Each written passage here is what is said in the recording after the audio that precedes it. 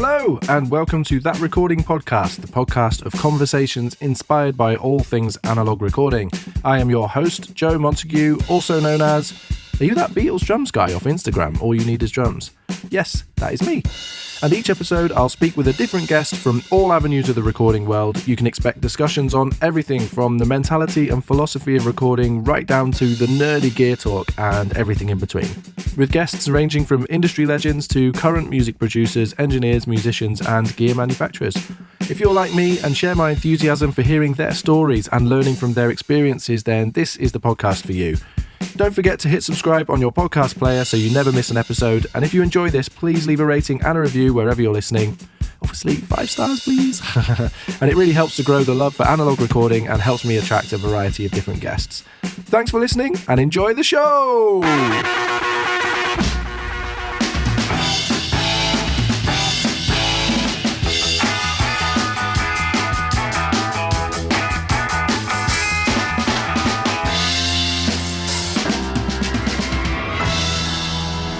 Hello and welcome to another episode of That Recording Podcast. I hope you've all had a wonderful week.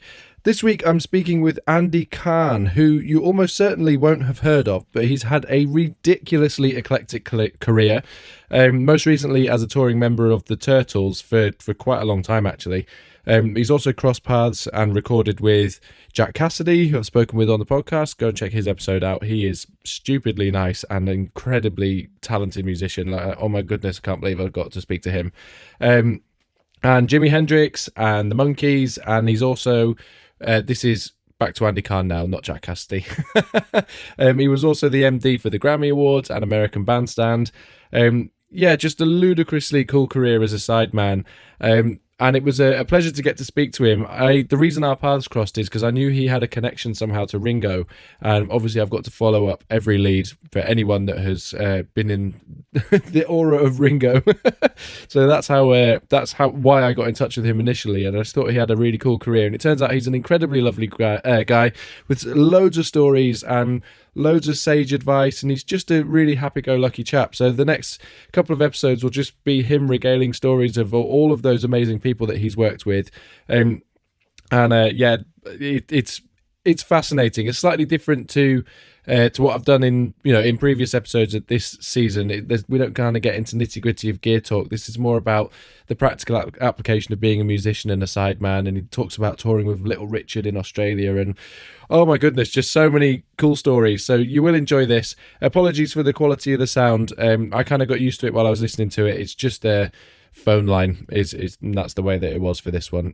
Some people are not set up to record podcasts, and that's okay, and that's what happened with this one. But hopefully your ears will become attuned to it fairly quickly. Brill, right, off we go. Enjoy. That Recording Podcast is sponsored by Make Noise Pro Audio, the trusted source for new and used pro audio equipment. They also do repairs, so they are a veritable trifecta of audio accomplishment. Did you like that sentence? I was quite proud of that when I wrote that. A bit of, alliteration. There we go. Anyway, they have an incredible Instagram feed, and one of the things that I really love doing is every week they do a drop of the gear that they have had come in during the week. And I love scrolling through the stories, and there's usually 20 or 30 pieces that go up. And this is a bit weird, but I always play Guess the Price, because it's always really reasonable. And I must say that I am biased. I've been buying things from Make Noise for years. They're just such a great company. Obviously, I'm very grateful to them to be supporting this podcast, but I wouldn't be doing this if I just didn't think that they were brilliant. So do go and check them out at Make Noise Pro Audio on Instagram or makenoiseproaudio.co.uk on the interwebs. And on with the show!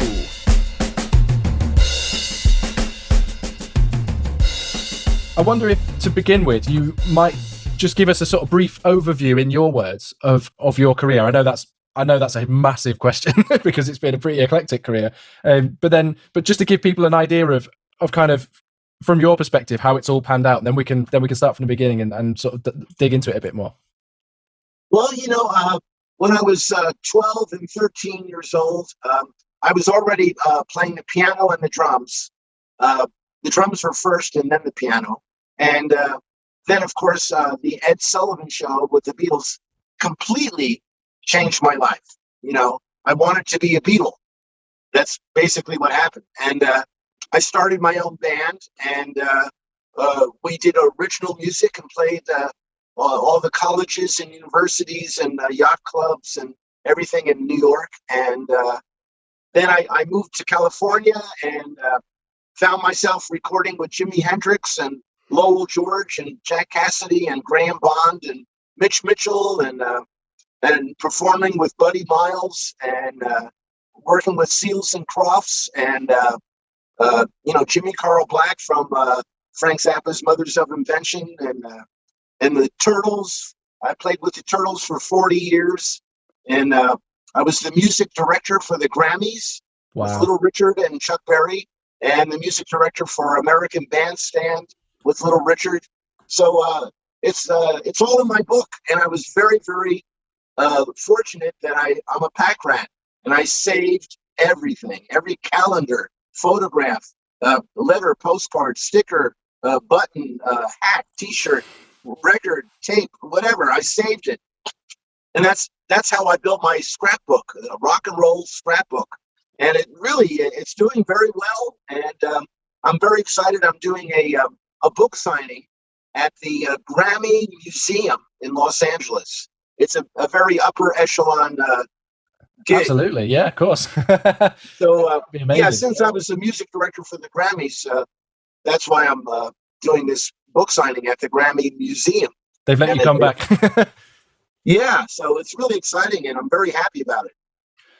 I'm really interested in I mean, there's tons to unpick there, but particularly, I wonder if you could talk a bit about your time in New York. I know you mentioned listening to the Beatles. I mean, from an American's perspective, at a young age, it must have just been a massive, like a bomb dropped on musically, or dropped on everyone's life, essentially. I mean, everyone talks about the Beatles sound as basically being an American sound that we sold back to America. That the Beatles came and sold back. I mean, it must have been so amazing to have this band come over and just blow it all up. Yeah, it's amazing because, as we both know, Gene Vincent and the Everly Brothers and Little Richard and Chuck Berry and who else? Fats Dom. What's his name? Carl Perkins and all the American artists in the early rock and roll were the major influence on the Beatles. So when I rehearsed with Little Richard and Chuck Berry at the Grammys, it was just the three of us with an upright piano rehearsing their hit records. And I'm saying to myself, oh my God, Paul McCartney idolized Little Richard and John Lennon idolized Chuck Berry. It's a full circle. Here I am rehearsing with these guys that the Beatles idolized. So it was amazing. Totally amazing. I mean, what was that experience like? I mean, presumably they were just the utmost professional. I can imagine them being incredibly professional. It was very relaxed. Little Richard was very easygoing, and I knew all the songs with Little Richard. I know what keys and everything.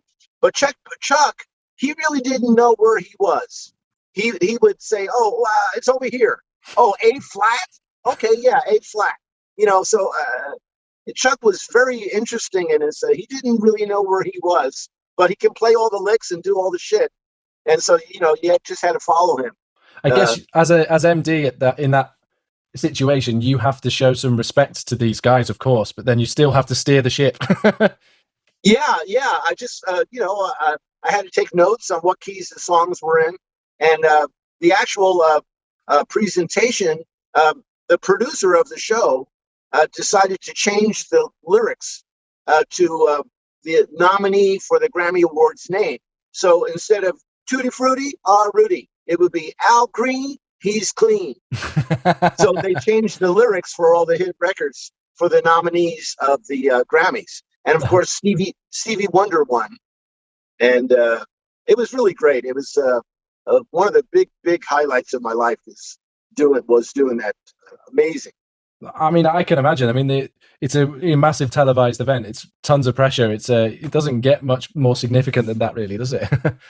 And we had a tough time because Little Richard's microphone went out and Chuck Berry's microphone went out. So nothing's coming out. They're trying to sing. And the drummer was way up behind me, up in the air. I couldn't see him. And the guitar player was way over there. And, everybody was spread out all over the stage. I was on a grand piano that came out to the middle right behind Little Richard and Chuck Berry. So I'm on camera one all the time. And so, the transitions between songs were really hard, because I couldn't direct the band. I just, I was playing piano.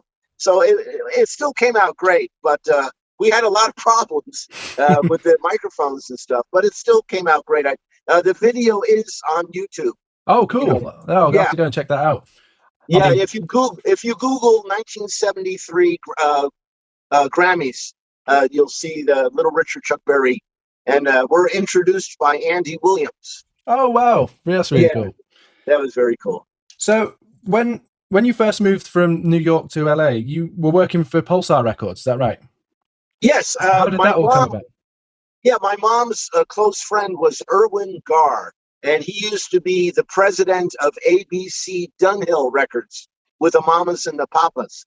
And so he started his own record label in Los Angeles, Pulsar Records. And I moved out to LA, and he gave me a job as a gopher.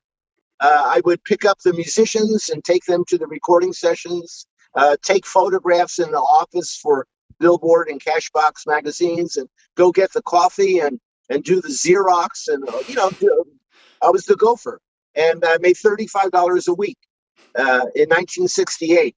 But Dr. John, the Night Tripper, Mac Rabenak, was one of the artists on the label. And Graham Bond, who had the Graham Bond organization with Ginger Baker and Jack Bruce before Eric Clapton, he was on the label too. And so here I was working as a gopher, and that's when Graham Bond said, bring your harpsichord, we're going to do a recording jam. And I had a Baldwin electric harpsichord going through a Hammond Leslie speaker. Nice. So it was really psychedelic. And so I got in my VW bus, and I picked up Graham Bond, and we went to this studio, and Lowell George from Little Feat, he was on the flute, and Mitch Mitchell was setting up his drums, and Jack Cassidy from the Jefferson Airplane was on the bass. He's been a guest of this podcast. So I know, and then Graham was on the Hammond B3, and I'm setting up my harpsichord, and I feel something. And I turn around, and in walks Jimi Hendrix with two blonde chicks, one carrying his amp and one carrying his guitar. Of course. And he walks in, and he sets up right next to me, right? And I'm 20 years old, and I'm right next to Jimi Hendrix, right? And so we just do the blues in A for about 2 hours, and it was amazing. It was absolutely amazing. I mean, that it's just surreal. It couldn't get more quintessentially psychedelic than everything you've just described. And the idea, you basically just name dropped the who's who of sort of psych late 60s music. I mean, that's spine tingling. Yeah, I sure wish I had a cell phone. Absolutely, that's one of the magical things about it, is that there wasn't there. So maybe it would have been a different event had that been the case. Yeah. If I had only known to bring a camera, but what did I know? I was 20 years old and just starting out. I mean, that as a keyboard player, it must have just been such a amazing experience having guys like Graham Bond to look up to. I mean, having a mentor like that is a dream come true. He was the sweetest guy in the world. He was magical. He believed in magic with candles, and he would do all this weird candle stuff. And it was really funny because Dr. John the Night Tripper, he was into magical stuff too, with the Greek gumbo yaya and all the New Orleans. So one of the funniest times was Dr. John and Graham Bond and I were hanging out at Graham Bond's apartment, and he would roll an English joint, which had a cardboard filter and marijuana and tobacco, all but I couldn't smoke it. It was too harsh, and then I got sick, and I rolled down on the floor, sweating and freaking out. And Graham Bond and Dr. John were just, "Are you okay, Andy? Oh, okay, well, we'll wait till you're feeling better." And hanging out with these two guys was incredible. They are stars. Graham Bond was you're from England. The grain bomb was huge, right? Oh, absolutely, yeah. I mean, what was as a 20-year-old getting this job starting out? I mean, it's a perfect job as a fly on the wall kind of job to sort of, you're there, but you're also not there. You can just watch all of this stuff unfolding in front of you. I mean, what were your aspirations at that age, and what were what were you learning and taking in from that job, that time? Well, at that time, I had two keyboards. I had the Farfisa organ, Okay, I've not heard of that. yeah, Farfisa Combo Compact. The left hand was bass. I would play bass, and it's a cheesy organ like the Sam the Sham and the Pharaohs and Paul Revere and the Raiders, and come on down to my boat, baby. All these cheesy organ stuff. Yeah. So I had that, and I had the harpsichord going through the Leslie. So I was just, I would smoke a joint and write a song, and I was really into writing a lot of music. After listening to the Beatles and meeting Jimi Hendrix and all these people, I was literally going crazy in a good way. Yeah, I mean, it must have just been really inspiring to be around that environment. Oh, totally wonderful. So, did you get to sort of sit on sessions, or what were you doing musically outside of sort of what the work you were doing there? You had a band that you were working with, or what was happening in sort of the progression? I'm sort of moving up until when you met the Turtles and sort of moved into that band in the early 70s. And then what was going on in your life in that sort of 4-year period between 68 and 72? Well, Dr. John hired me to play harpsichord with him on the road. So we went to New York City. We drove in our 2 VW buses. Of course. What else would you be driving in? I know. It was a 7-piece band. We had the 2 VW buses with all the equipment, and all 7 people drove from Los Angeles to New York. And just for UK listeners, I mean, we think 5 hours is a long drive. I mean, you're talking days, presumably. It's a 3-day drive. Yeah, that's ludicrous. I can't even imagine. So it was pretty crazy, and we played in New York City at a place called Steve Paul's The Scene, and Hendrix played there, and Zeppelin, and all the Dylan, and everybody played there. And so on the stage with us was John Bonham, was on the drums, and Booker T. Booker T and the MGs. Of course, yeah. He was on the Hammond B3, and Dr. John was playing the guitar, and I was on the harpsichord, and the rest of the band. So that was mind blowing. And then backstage was Ginger Baker and Eric Clapton. They were backstage. Wow. So after the show was over, I'm sitting there smoking weed with Ginger Baker, Eric Clapton, John Bonham, all these amazing celebrity musicians. Here I am, 20 years old, hanging out with these icons, I mean, what was... I obviously, I'm a drummer myself, but I can't think of a drummer that I would like to play with more, maybe apart from Ringo, than John Bonham. I mean, the guy's got the groove that he's got is gobsmackingly irresistible. Well, Good Times, Bad Times by Led Zeppelin. That's my favorite John Bonham drum beat. All that stuff. Oh my God. Well, he's my favorite drummer. But of course, Ringo and Mitch Mitchell and Keith Moon, and they're my favorites too.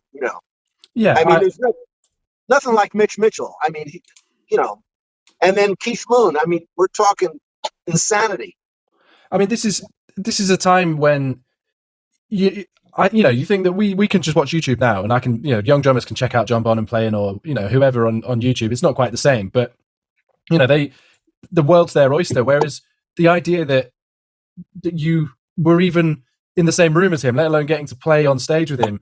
I mean, what an amazing! It's just an education. I'm talking about from a learning perspective of hearing somebody play a beat as assertively and as just beautiful as that, and getting to feel what that feels like to be part of that sit in that pocket with him. I mean, it just must have been the most spine tingling feeling.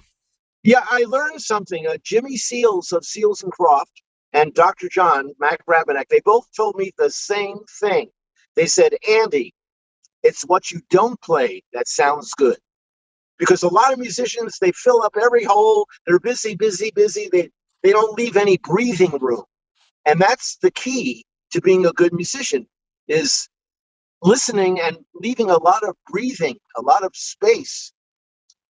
That's the key to hit records, to make it simple. I mean, there's Mahavishnu and ELO, and I mean, there's a lot of busy, busy, busy jazz shit. I'm a rocker. I like Ringo Starr. I like Russ Kunkel. You know who he is, Of right? course, absolutely, yeah.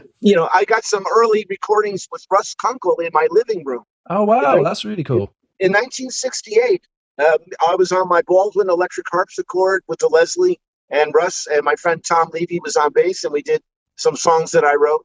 Oh, cool. Yeah, it's a really amazing, all the musicians that are in my book, if you look at the index, it's name dropping like crazy. I mean, I think Russ Kunkel is one of the most underappreciated players around. He's incredible. He's really incredible. So you were touring with Dr. John, and what happened after that? Were you touring with other acts? Yeah, after Dr. John, I played with Buddy Miles. Okay. He usually had two drummers, and his other drummer got sick. So Dr. John called me up and said, Buddy Miles needs a drummer this weekend. And all I had to do was copy what he was doing, right? I just watched him, and whatever he was doing, I would do the same thing, So it worked out really cool. And then right after that, I went to the Musicians Union. Dr. John pinned a note on my shirt, and he said, go see this guy, Scooby, at the Musicians Union in Hollywood. And so I walked in the office, and there was a note pinned on my shirt, and he took the note off, and it said, hire this guy. He's really good. and that was from Dr. John, So Scooby turned me on to Seals and Crofts. Okay. And at that time, they were called the Mushrooms. And it was a 6-piece band that played top 40. And during the break, when we were on stage, Jimmy Seals was on the saxophone and singing, and Dash was on the drums. And during the break, they would get up on stage with the mandolin and the guitar and do the duo stuff. And it's really a great story.